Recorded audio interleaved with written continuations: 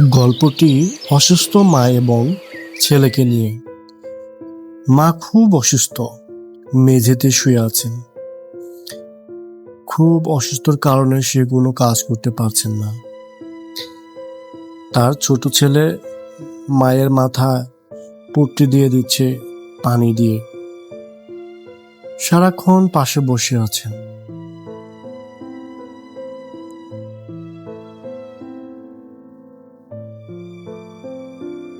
হঠাৎ মা বলল, কিরে বাবা, তুই সারা দিন আমার পাশে বসে আছিস, তুই কি কিছু খেয়েছিস? ছেলে বলল, মা, আমার তো খাবার আটকে গেছে, ঘুম আটকে গেছে, আমার এখন খাইতে ভালো লাগে না, তুমি অসুস্থ, তাহলে আমি কি করে খাই? মা বলল, আরে বাবা, এত চিন্তা কেন তোর? ছেলে বলে, মা, আমার তো চিন্তা হবেই, তুমি ছাড়া কে আছে আমার, বলো? মা বলে, অজোরে চোখের পানি ঝরতে থাকে।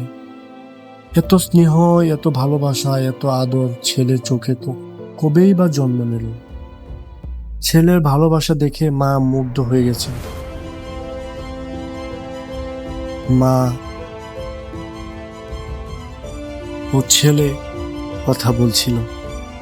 ছেলে বলছিল, মা, তুমি কোনো চিন্তা করো না, আমি ডাক্তারের সাথে কথা বলেছি, খুব শীঘ্রই তোমার অসুখ সেরে যাবে। মা ছেলের মাথায় হাত রেখে বলল, বাবা, তুই আমার নারী ছেঁড়া ধন, তুই জীবনে অনেক বড় হ, দোয়া করি। তারপর মা অনেক সময় ধরে ছেলেটির পাশে বসেই ছিল। হঠাৎ এক সময়